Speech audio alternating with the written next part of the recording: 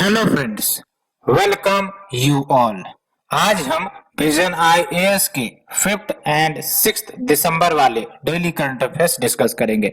Discuss करने से पहले जैसा कि आपको पता है हम लोग रोज डेली बेसिस पर एक इम्पोर्टेंट कोट डिस्कस करते हैं, तो चलिए आज की शुरुआत कोट के साथ। सो फ्रेंड्स, आज आप देख सकते हो मैंने फोकस एंड कंसंट्रेशन के टॉपिक पर कोट लाया है। एंड आपको ही पता है अगर आपको कुछ भी हासिल करनी है तो आपको सजग एंड फोकस्ड रहने की जरूरत होती है। बेसिकली ये देखा जाता है कि हम जो भी चीज के लिए टारगेट सेट किए हैं, जो भी अचीव करना चाहते हैं, उसमें फोकस की तो दरकार होती ही है। लेकिन साथ ही साथ आपने ये भी ऑब्जर्व किया होगा कि कुछ न कुछ डिस्ट्रैक्शंस आते रहती है जो हमारे फोकस को डिस्टर्ब करने का प्रयास करती है। तो ये चलता ही रहता है, लेकिन जो व्यक्ति कंटिन्यूड उस अपने टारगेट पर फोकस्ड है तो उसका कोई डिस्ट्रैक्शन अगर आ भी जाए तो उसका कुछ नहीं बिगाड़ पाती।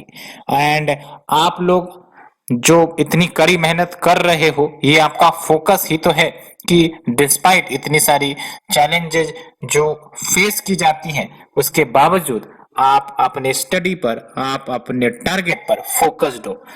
दूसरी इंपॉर्टेंट बात यह कि जब हमने एक डिसीजन ले लिया कि हमें ये एग्जाम या कोई और एग्जाम क्वालिफाई करना है, तो उसके बाद आप आउटकम पर फोकस करना छोड़ दीजिए तब तक जब तक आपने उस एग्जाम को अचीव करने का टारगेट रखा है। कहने का मतलब लेट्स से कि कोई एग्जाम है जिसको हमने टारगेट दिया है कि 2022 में हमें इसको अचीव करना है, तो इस पीरियड में यानी कि आज से लेकर 2022 तक के पीरियड में जब तक वो एग्जाम ना हो जाए तब तक आपको दूसरे विचार नहीं लाने चाहिए कि नहीं होगा तो क्या होगा, एंड पैसे कहाँ से आएंगे, पैसे कैसे कमाए जाएं। ये सब जो चिंताएं हैं वो उसी समय आप छोड़ दीजिए जब आपने टारगेट सेट किया है किसी भी ईयर के लिए कि हमें उस ईयर में अचीव करना है। क्योंकि जब आप डिस्ट्रैक्ट होगे तो फिर जो आपका पोटेंशियल एनर्जी है वो कमजोर हो जाती है। तो मेरा कहना है कि जब भी आपने अगर डिसीजन ले लिया है तो जब तक आप एग्जाम में क्लियर करते हो, जब तक आप एग्जाम डेट और एग्जाम देकर नहीं निकलते हो, तब तक फ्यूचर के बारे में चिंता नहीं करनी चाहिए कि अगर नहीं होगा तो क्या होगा। एग्जाम दे दो, उसके बाद चिंता या चिंतन जो करना है कर सकते हैं, लेकिन जब तक हम एग्जाम फेज में हैं, जब तक हमने एग्जाम देना है, तब तक ये माइंड में ना आए तो बेहतर होगा। हम जानते हैं ये कहने में आसान लगता है लेकिन करने में मुश्किल। लेकिन अगर आप एक बार इस चीज के आदी हो जाते हो तो फिर ये परेशानियां नहीं आएंगी। इसलिए कोट भी कही गई है, आप देख सकते हो, if you focus on result you will never change, लेकिन if you focus on change you will get the result. ठीक है, तो इस कोट के साथ होप आपको अंडरस्टैंडिंग हुई होगी। So friends, let's discuss today's article. तो आज हमें 6 आर्टिकल डिस्कस करने हैं एंड काफी इंपॉर्टेंट आर्टिकल्स जो आज हम देखेंगे। पहला आर्टिकल की तरफ हम चलते हैं। बेसिकली फूड एग्रीकल्चर ऑर्गेनाइजेशन जो यूएन की एक संस्था है, इन्होंने हाईलाइट किया है कि ये जो सॉइल सैलिनाइजेशन की समस्याएं बढ़ती जा रही हैं पूरे वैश्विक लेवल पर, इसके कारण ग्लोबल फूड सिक्योरिटी क्राइसिस आ सकती है। अब ये क्राइसिस कैसे आएंगी इसको एक बार समझने का कोशिश करते हैं। ये जो सॉइल सैलिनाइजेशन है, आपको भी पता है, सॉइल की फर्टिलिटी को खराब करेगा। सॉइल की फर्टिलिटी एक बार खराब हुई तो उसके कारण प्रोडक्टिविटी जो उस जमीन की है वो भी असर करेगी। एंड तीसरी इंपॉर्टेंट बात, पॉपुलेशन भी आप देख रहे हो बढ़ता जा रहा है पूरे ग्लोबल लेवल पर। तो इसके कारण होगा क्या, फूड प्रोडक्शन डिक्लाइन हो सकती है। एंड जब फूड प्रोडक्शन डिक्लाइन हो सकती है तो फूड सिक्योरिटी को लेकर क्राइसिस आ सकती है। तो होप आप इस लिंकेजेस को समझे होंगे। सबसे पहले हम सिलेबस को देखते हैं। तो ये जो आपका आर्टिकल नंबर 1 है, इसमें आपका issues related to poverty and hunger, ये तो आएगा ही आएगा। साथ ही साथ important international institution, agency, forum, their mandate, ये भी आएंगे। ठीक है, अलोंग विथ ये जो एक और आपका इश्यू है इसके अंदर कवर हो जाएगा, कंजर्वेशन, एनवायरमेंटल पॉल्यूशन, डिग्रेडेशन, ये तीनों का सामंजस्य बनकर ये आर्टिकल आप देख रहे हो। तो पहली बात तो ये कि जो वर्ल्ड सॉइल डे 5 दिसंबर को सेलिब्रेट की जाती है, इसी ओकेजन के दिन FAO ने हाईलाइट किया है जो भी थ्रेट्स सॉइल सैलिनाइजेशन के कारण हो सकते हैं, हो रहे हैं। और इसके पीछे कारण जो बताया गया है वो है आपका अनसस्टेनेबल एग्रीकल्चरल प्रैक्टिसेस, जैसे ज्यादा मात्रा में फर्टिलाइजर दे देना, एंड दूसरा है आपका ओवर एक्सप्लॉयटेशन, यानी कि रिप्लेनिशमेंट से पहले उसको ज्यादा एक्सप्लॉइट कर लिया जाता है नेचुरल रिसोर्सेज का। एलोंग विद पॉपुलेशन जो बढ़ती जा रही है, इसके कारण सॉइल के ऊपर प्रेशर बढ़ता जा रहा है, एंड इसके कारण जो सॉइल डिग्रेडेशन रेट है ग्लोबल लेवल पर वो काफी तेजी से बढ़ती जा रही है। एंड इसके लिए एक डाटा का भी प्रयोग किया गया है सब्सटेंशिएट करने के लिए। आप देख सकते हो लगभग 833 मिलियन हेक्टेयर जो सॉइल से पूरे विश्व भर में ऑलरेडी साल्ट अफेक्टेड हैं। एंड इतना ही नहीं, जो एरिया क्रॉपलैंड के लिए अवेलेबल है, लेट्स से कि 100% अवेलेबल है, उसका 10% क्रॉपलैंड साल्ट अफेक्टेड ऑलरेडी हो चुका है। तो इससे होगा क्या, तो फूड सिक्योरिटी का जो रिस्क है ग्लोबल लेवल पर वो आ सकती है। एंड अगर हम बात करें सैलाइन सॉइल्स की, तो नाम से ही पता चलते हैं वैसे सॉइल जहां पर excessive amount of soluble salt मिलते हैं या फिर एक्सेसिव अमाउंट ऑफ साल्ट उस सॉइल में मिलते हैं, तो हम उसे सैलाइन सॉइल कहते हैं। एंड आपको ही पता है सॉइल जितना ज्यादा सैलाइन होगा तो प्लांट की जो क्षमता है to take up the water from soil to make their food, वो सब कम हो जाती है। दैट्स वाई तो फूड सिक्योरिटी आपका प्रभावित होगा, बिकॉज प्रोडक्शन ही प्रभावित हो जाएगा। एंड जो सैलाइन सॉइल है या फिर सैलिनाइजेशन ऑफ सॉइल है, ये नेचुरली कर सकती है। फॉर एग्जाम्पल डेजर्ट रीजन में सॉइल सैलिनाइजेशन की समस्या तो तीव्र है ही है, बिकॉज डेजर्ट रीजन में वाटर की कमी होती है, डेजर्ट रीजन में इंटेंस इवेपोरेशन होता है, जिसके कारण आपका सॉइल की सैलिनिटी बढ़ी हुई होती है डेजर्ट रीजन में। या फिर ह्यूमन एक्टिविटी के कारण भी, ह्यूमन एक्टिविटी के कारण कैसे, फॉर एग्जाम्पल डिफोरेस्टेशन करवा दिया या फिर वाटर एक्सट्रैक्शन ज्यादा मात्रा में करवा रहे हैं, तो ये सब आपका सॉइल सैलिनाइजेशन ह्यूमन के द्वारा भी कंट्रीब्यूट किए जा सकते हैं। एंड अगर हम बात करें सॉइल सैलिनाइजेशन के क्या घातक प्रभाव हो सकते हैं, तो पहली बात तो एग्रीकल्चरल प्रोडक्टिविटी में कमी आएगी, वाटर क्वालिटी भी खराब हो जाएगा, एलोंग विद सॉइल की बायोडायवर्सिटी है वो भी प्रभावित होगी, बिकॉज सैलिनिटी इंक्रीज करने से जो माइक्रो ऑर्गेनिज्म सॉइल में मौजूद रहते हैं वो भी डेड हो सकते हैं। ठीक है, as well as soil erosion की समस्याएं भी हो सकती है। तो क्या रिकमेंडेशंस दी गई हैं, तो पहली बात तो ये कहा गया है कि इंटीग्रेटेड अप्रोच अपनाना चाहिए जिसमें sustainable soil irrigation and drainage management एक साथ हो, along with salt tolerant crops का सिलेक्शन हो। जब हम बात करते हैं साल्ट टॉलरेंट क्रॉप्स का, तो इसके अंतर्गत वो क्रॉप्स आ जाती हैं जो साल्ट टॉलरेबल हो।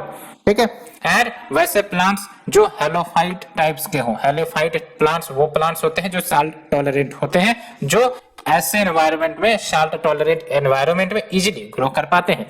एंड दूसरा जो सजेशन ये है कि जो सॉइल लैबोरेटरीज हैं उसमें कंटिन्यूअस इन्वेस्टमेंट किया जाए, यानी कि रिसर्च एंड डेवलपमेंट पर फोकस किया जाए इन improving the soil and dealing with the soil salinity, so that reliable data provide किया जा सके जिसके आधार पर डिसीजन लिया जा सके कि how to ensure sustainable soil management. And initiative जो भारत ने लिए हैं ये भी इंपॉर्टेंट बात है, क्योंकि अगर सॉइल सैलिनाइजेशन के ऊपर क्वेश्चन आता है तो जरूर आपको लिखना है कि भारत के द्वारा क्या क्या इनिशिएटिव्स लिया जा रहा है। तो पहली बात तो ये कि वी हैव द राष्ट्रीय कृषि विकास योजना, और उसके अंतर्गत एक सब स्कीम चलाई जाती है रिक्लेमेशन ऑफ प्रॉब्लम सॉइल, जो सॉइल सैलिनाइजेशन की समस्याएं को डील करता है। एंड दूसरा ये कि जो आपका इंडियन मेट्रोलॉजिकल डिपार्टमेंट है ये country wide soil moisture forecast provide करती है, so that better irrigation planning हो सके एंड क्रॉप पैटर्न्स को अच्छे से समझा जा सके। And we have the soil health card, ये तो आपको ही पता है, सॉइल हेल्थ कार्ड डिस्ट्रीब्यूट किए जाते हैं फार्मर्स को, और इस सॉइल हेल्थ कार्ड में इंफॉर्मेशन होते हैं उनके सॉइल के बारे में, और साथ ही साथ ये भी बताया जाता है कि आपका सॉइल में क्या कमी है और आपको क्या देना चाहिए, कितने अमाउंट में फर्टिलाइजर देना चाहिए सो दैट सॉइल का हेल्थ बना रहे, एंड किस प्रकार की क्रॉप ग्रो होनी चाहिए, ये सब आपका सॉइल हेल्थ कार्ड के तहत बताया जाता है, समझाया जाता है। तो हमने आर्टिकल नंबर 1 डिस्कस किया। Let's move to the article number 2। Madhya Pradesh announced implementation of police commissionerate system in Bhopal and Indore. Bhopal और इंदौर आपको ही पता है one of the cleanest city, और इंदौर का तो नाम मोस्ट क्लीनेस्ट सिटी में भी आता है, आपने सुना होगा। तो यहाँ पर अभी ये बात सामने नजर आ रही है कि जो मध्य प्रदेश है वो पुलिस कमिश्नरेट सिस्टम लेकर आएंगी इन दो जगह पर, ठीक है। तो before talking on this let's move to the syllabus first. तो जो आपका आर्टिकल नंबर 2 है, इसमें आपका देख सकते हो structure, organisation and functioning of the executive, इसके रिलेटेड आपका ये टॉपिक है। तो ये जो आपका पुलिस कमिश्नरेट सिस्टम है जो लाने जाने की बात की जा रही है, क्या कारण बताया जा रहा है इसे लाने की? तो पहली बात तो ये कि इन रीजन में जो पॉपुलेशन है बढ़ते जा रहे हैं along with the geographical expansion, जिसके कारण लॉ एंड ऑर्डर की जो समस्या है उसको और अच्छे से डील किया जाए, तो उसके लिए पीसीएस सिस्टम लाने का प्रपोजल रखा गया है। Along with what various committees जो बनाई गई थी, उन्होंने भी पुलिस रिफॉर्म के सजेशन में यह बात सजेस्ट की थी कि पुलिस कमिश्नरेट सिस्टम को सिटीज में लाया जाए, खासकर उन सिटीज में जिसका पॉपुलेशन मोर देन 10 लाख हो।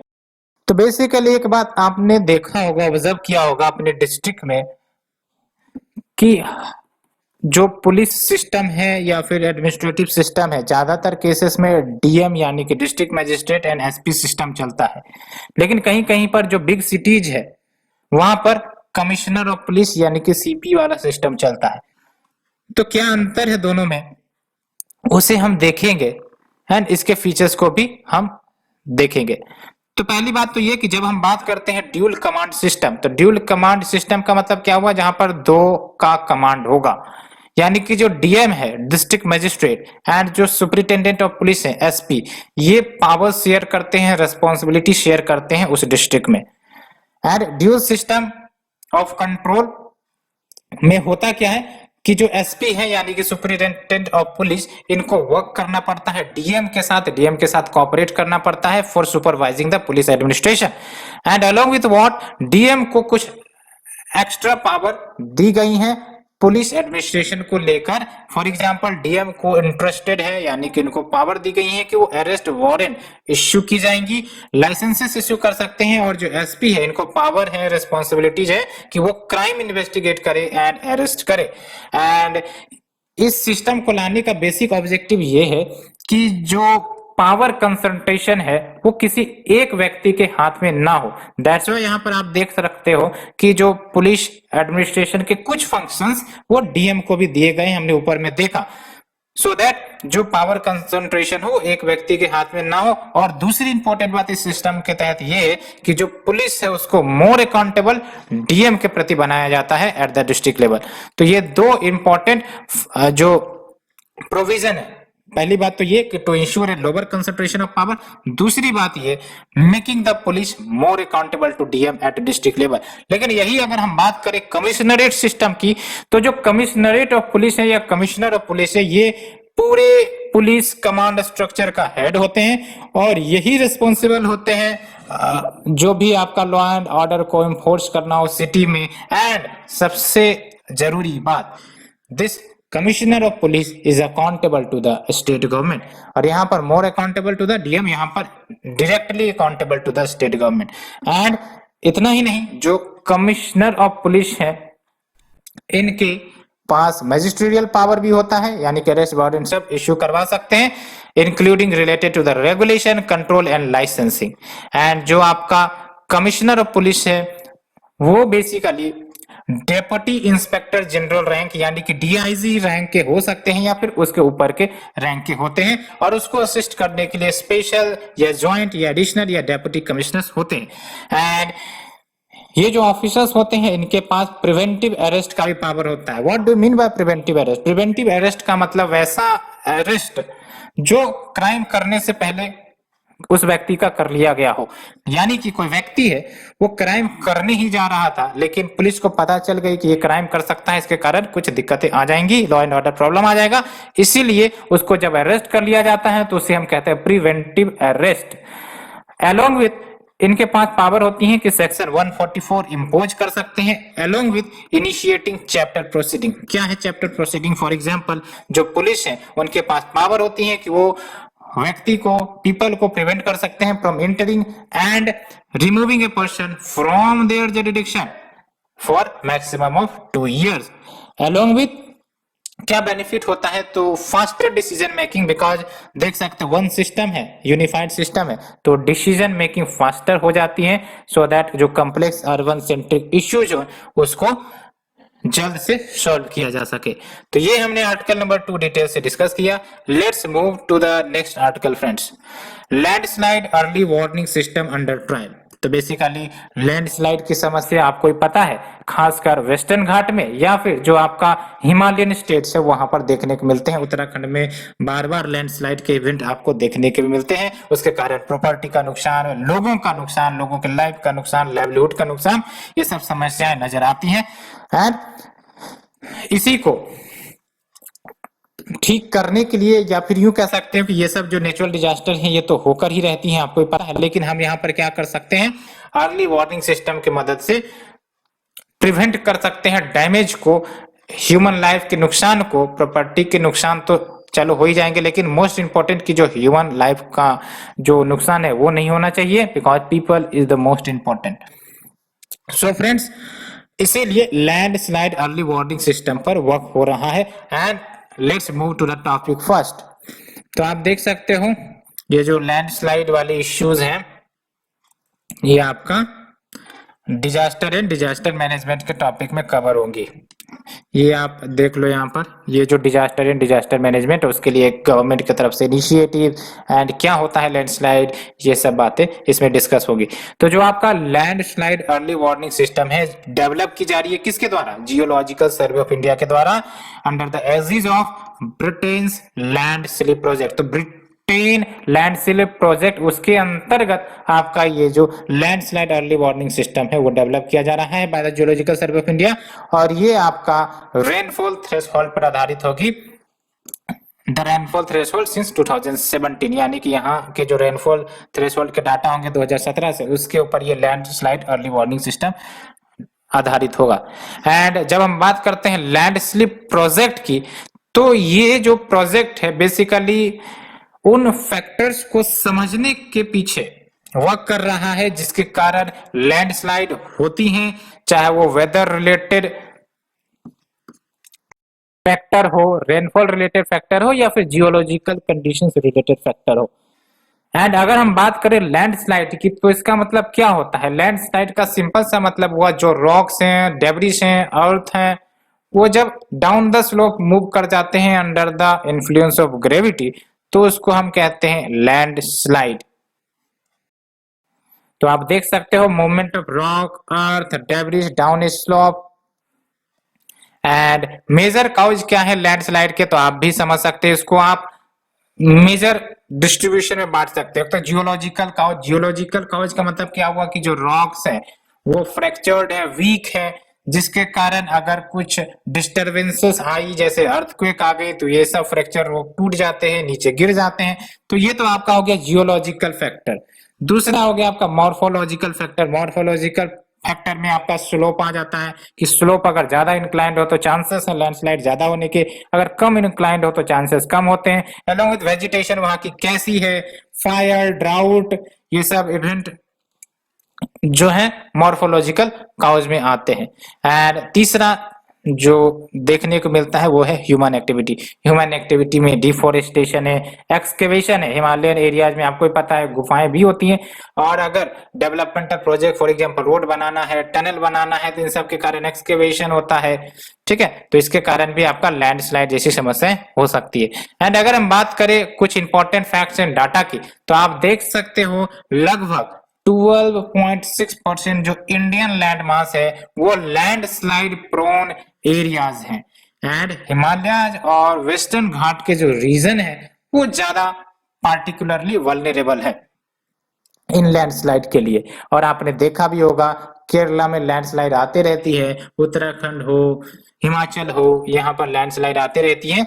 एंड उसके बाद गवर्नमेंट ने क्या इनिशिएटिव लिया है तो आप देख सकते हो 2020 से ही, यानी कि जो 2020 का साउथ वेस्ट मानसून आया उसके बाद से जियोलॉजिकल सर्वे ऑफ इंडिया ने daily landslide forecast district administration को इश्यू करना जारी कर दिया है, खासकर दार्जिलिंग और नीलगिरीज वाले एरिया में।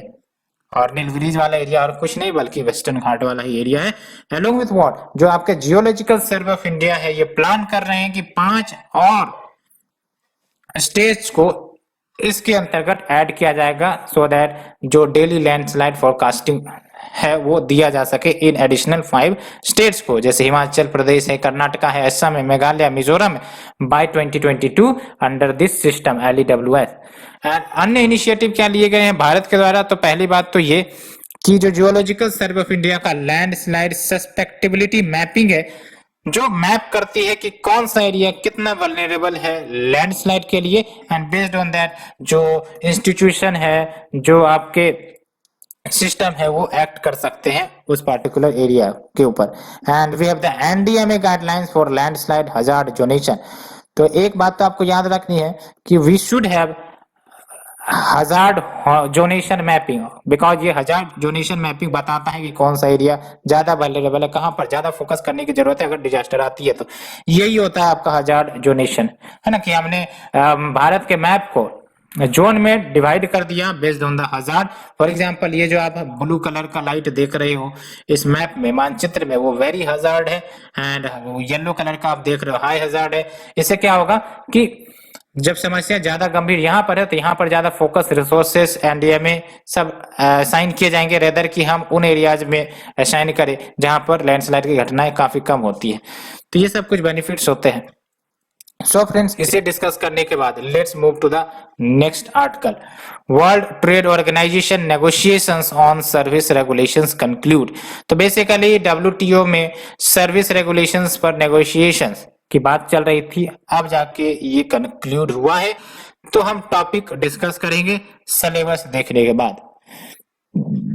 तो यहाँ पर important international institution forum mandate इसके अंतर्गत ये कवर होगा, ठीक है।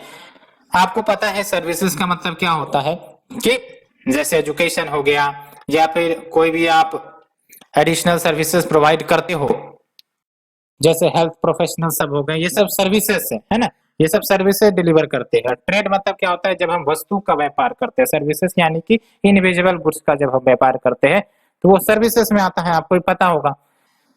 तो मैटर क्या है, तो हाल में ही सेवरल मेंबर स्टेट जो WTO के हैं, जिसमें आपका US भी है, चाइना भी है, यूरोपियन यूनियन सब है, इन्होंने negotiations on service domestic regulation को कंक्लूड किया है, जिसका फोकस क्या है कि जो फॉरेन सर्विस प्रोवाइडर्स है, फॉरेन सर्विस प्रोवाइडर्स वो होते हैं जो अपनी सर्विसेज दूसरे देश में प्रोवाइड करते हैं, वो है फॉरेन सर्विस प्रोवाइडर, ठीक है। फॉर एग्जांपल मैं अगर कोई एजुकेशन डिलीवर कर रहा हूं दूसरे देश में तो हो गया फॉरेन सर्विस प्रोवाइडर, ठीक है। तो जो फॉरेन सर्विस प्रोवाइडर है उसको आसान किया जाए कि वो प्रोसीजर्स फॉलो करे सो दैट उनको आसानी से ऑथराइजेशन मिल सके या फिर लाइसेंसेस मिल सके, सो दैट वो जिस होस्ट कंट्री में ऑपरेट होना चाहते हैं, डिलीवर करना चाहते हैं अपने उस कंट्रीज में, तो वो कर सके। दूसरा इंपॉर्टेंट बात ये कि उनको भरोसा दिया जा सके लीगल सर्टेनिटी का, प्रिडिक्टेबिलिटी का, रेगुलेटरी क्वालिटी का एंड फैसिलिटेशन का।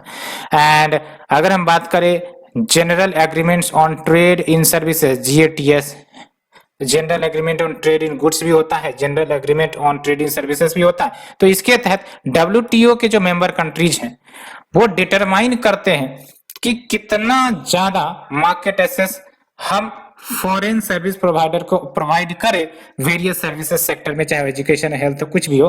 एंड अलोंग विथ व्हाट, जो फॉरेन एंटिटीज हो उसको डिफरेंटली ट्रीट करे from the domestic entities. And बहुत सारे सर्विस प्रोवाइडर्स थे, इन्होंने कंप्लेन किया था कि जो प्रोसेस है for applying and obtaining the licences वो क्लियर नहीं है, इसलिए वो अपनी सर्विसेज उन देशों में नहीं प्रोवाइड कर पाते। एंड ये जो आपके SDR है यानी कि सर्विसेज डोमेस्टिक रेगुलेशन, ये जो कमिटमेंट्स मेंबर कंट्रीज ने कर रखे हैं GATS के अंतर्गत, उसको अल्टर नहीं करता है। साथ ही साथ ये सिर्फ और सिर्फ प्रोसीजर्स को डील करता है। फॉर एग्जांपल प्रोसीजर्स आसान करने की बात हो तो इन सब मैटर को डील करता है। एंड इससे बेनिफिट क्या होगा, तो पहली बात तो जो बिजनेस क्लाइमेट है वो इंप्रूव होगा। जैसे फॉर एग्जांपल आसानी से लाइसेंस ऑथराइजेशन मिल जाती है तो हम अपनी सर्विसेज दूसरे देश में प्रोवाइड कर सकते हैं। अलॉन्ग विथ हम प्रोवाइड करें या ना करें वो डिपेंड करेगा कि उस देश की क्या पॉलिसी है, ट्रांसपेरेंसी क्या है, एफिशिएंसी क्या है। तो वो सब अगर हमें आसानी से पता हो जाए तो हम डिसाइड कर सकते हैं कि हमें सर्विसेज अपनी प्रोवाइड करनी है या नहीं करवानी है, सो दैट बाद में दिक्कतें ना हो। तो yes, it improves business climate bye enhancing transparency, efficiency, predictability of the regulatory framework and along with what, जो ट्रेड कॉस्ट है वो लोअर हो जाते हैं। Along with other trade benefits मिलता है जिसके कारण एनुअल सेविंग लगभग $150 बिलियन ग्लोबल लेवल पर हो सकती है। लेकिन कुछ WTO मेंबर्स जैसे इंडिया है, साउथ अफ्रीका, इन्होंने क्वेश्चन किया है लीगल स्टेटस ऑफ SDR के बारे में एंड चिंताएं भी जताई है कि कैसे आखिरकार इंटीग्रेट किया जाएगा इसको WTO फ्रेमवर्क के अंतर्गत। एंड अब एक बात आप प्रीलिम्स के लिए जान सकते हो कि ये जो आपका general agreement on trade in services है, इसके अंतर्गत जो मोड ऑफ सप्लाई 4 होते हैं, mode 1, mode 2, mode 3, mode 4। Mode 1 में क्या होता है, क्रॉस बॉर्डर डिलीवरी। इसमें क्या हुआ, लेट्स से कि कंट्री ए है जैसे इंडिया है और कंट्री बी है जैसे अमेरिका है। इंडिया के कोई टीचर है और वो एजुकेशन सर्विसेज प्रोवाइड करना चाहते हैं, एजुकेशन सर्विसेज एक्सपोर्ट करना चाहते हैं अमेरिका में, कंट्री बी मान लो इसको, ठीक है। तो इसको हम कहेंगे क्रॉस बॉर्डर डिलीवरी।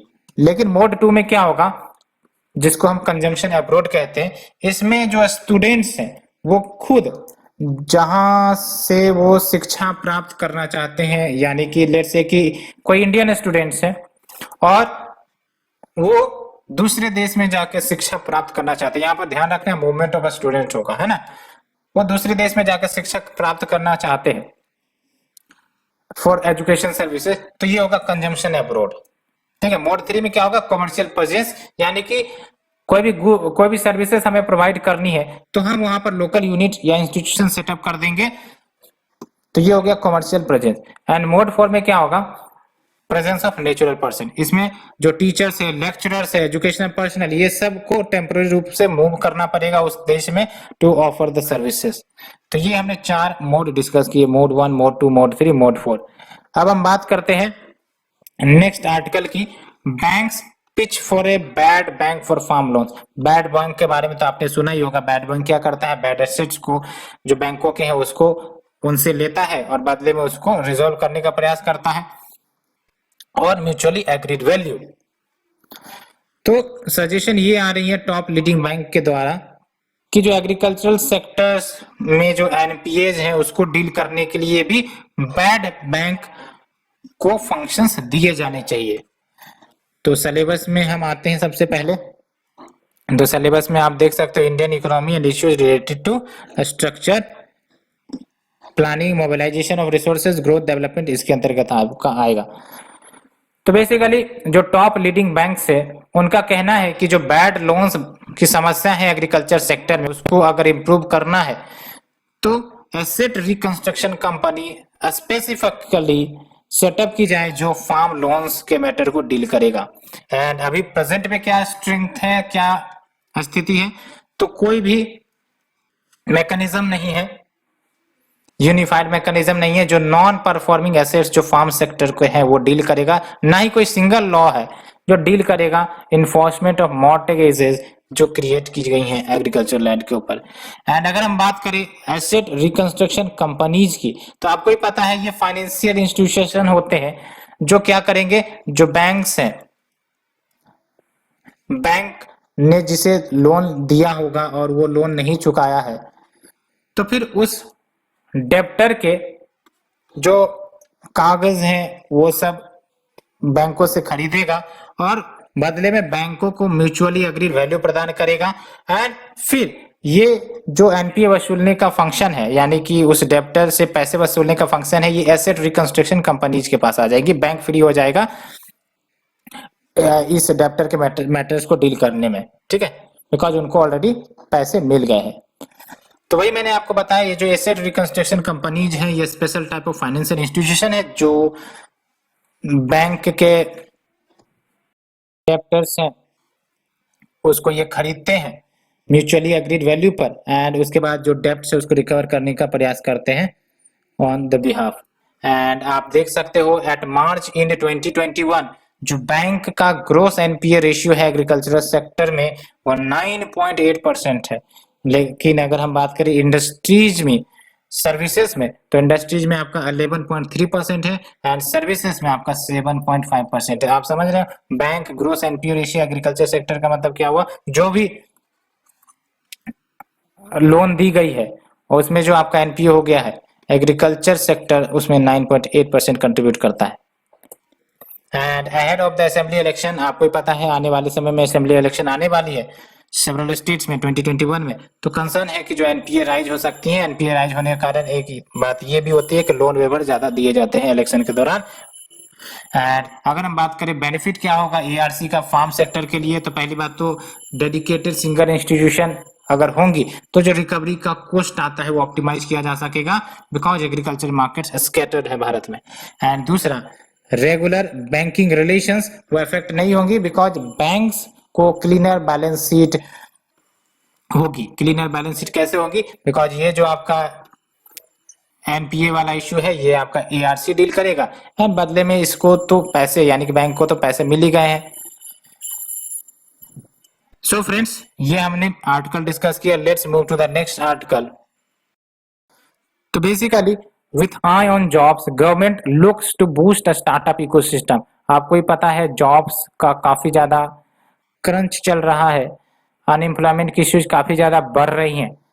ऐसे में गवर्नमेंट स्टार्टअप इकोसिस्टम को प्रमोट करने की दिशा में कार्य करने का प्रयास कर रहा है। हालांकि प्रीवियस ईयर्स में भी स्टार्टअप इकोसिस्टम, स्टार्टअप इनिशिएटिव लाई गई थी स्टार्टअप इकोसिस्टम को प्रमोट करने के लिए, आपको ही पता है। एंड हम कुछ बेसिक फैक्ट्स जानेंगे लेकिन सबसे पहले सिलेबस की तरफ ध्यान देते हैं। तो ये जो आपका आर्टिकल नंबर 6 है देख सकते हो, government policies interventions for development in various sectors and issues arising out of the design and implementation. तो basically department for promotion of industry and internal trade के अनुसार at least one startup each district में मौजूद है, खासकर यानी कि 630 districts में एटलीस्ट एक स्टार्टअप तो मौजूद है ही है। एंड दूसरी इंपॉर्टेंट बात यह कि इंडिया होम है world's third largest startup ecosystem का एंड भारत में अभी फिलहाल 37,000 प्लस रजिस्टर्ड रिकॉग्नाइज्ड स्टार्टअप्स हैं। एंड जो भारत है now has the third largest unicorn company. ये यूनिकॉर्न कंपनी वो स्टार्टअप कंपनी जो होती है जिसका जो वैल्यूएशन है वो $1 बिलियन से ज्यादा हो जाता है, तो उसको हम कहते हैं unicorn company. And next fact is that about 40% of startups are in tier 2 and tier 3 city. तो ये सब स्टार्टअप जब प्रमोट होंगे इन सिटीज में तो इन सिटीज का भी डेवलपमेंट होगा। एंड ये फैक्ट आप याद रख सकते हो प्रीलिम्स के लिए, प्रीलिम्स नहीं मेंस के लिए कहीं पर भी आप स्टार्टअप्स के लिए यूज कर सकते हो। On average 12 jobs are created per startup. तो ये सब कहीं ना कहीं फैक्ट ये बता रही है कि अगर स्टार्टअप्स को अच्छे से प्रमोट किया जाए, उनको प्रॉपर इन्वायरमेंट दिया जाए और अगर ये ग्रो कर जाएंगी तो जो जॉब्स की क्राइसिस है वो डील हो सकती है। लेकिन कुछ चैलेंजेस जो स्टार्टअप के द्वारा फेस किए जाते हैं, पहली बात तो ये कि hiring and managing A team ये काफी ज्यादा चैलेंजिंग होता है। मार्केटिंग स्ट्रेटजी को डेवलप करना चैलेंजिंग होता है बिकॉज इनके प्रोडक्ट नए नए आते हैं और जो ऑलरेडी एस्टेब्लिश प्रोडक्ट है उसको कम्पीट करना थोड़ा सा मुश्किल होता है, इसलिए मार्केटिंग स्ट्रेटजी डेवलप करना भी एक चैलेंज है। Complex regulatory environment, tax policies government की या फिर टैक्स पॉलिसी के एनफोर्समेंट की बात हो, ये सब कुछ इश्यूज हैं। अलोंग विद फंडिंग इश्यूज भी आती हैं। तो क्या इनिशिएटिव ली गई है, तो पहली बात तो startup India initiative along with startup India seed fund so that fund crisis को खत्म किया जा सके। And we have the Samridh program यानी कि startup accelerators of MeitY for product innovation development and growth program and fund of funds for startup setup किया गया है, जिसमें टोटल 10,000 करोड़ का फंड है। एंड आईपीआर बेनिफिट भी दी जाती है। कैसे? तो देख सकते हो, अगर कोई स्टार्टअप पेटेंट फाइलिंग करता है यानी कि अपने प्रोडक्ट को रजिस्टर करवाता है तो 80% रिबेट मिल जाता है पेटेंट फाइलिंग फीस में एंड 50% रिबेट मिल जाता है ट्रेडमार्क फाइलिंग फीस में। टैक्स एग्जेम्पशन भी 3 सालों के लिए दिए जाते हैं। And we the national startup awards, ये बेसिकली रिकॉग्नाइज करता है, रिवॉर्ड करता है outstanding startups and ecosystem enablers को। सो फ्रेंड्स, ये हमने आज का डिस्कशन कंप्लीट किया। होप आप लोगों को पसंद आई होगी। अगर पसंद आ रही है तो प्लीज लाइक शेयर सब्सक्राइब जरूर करें। Thank you friends, thank you very much.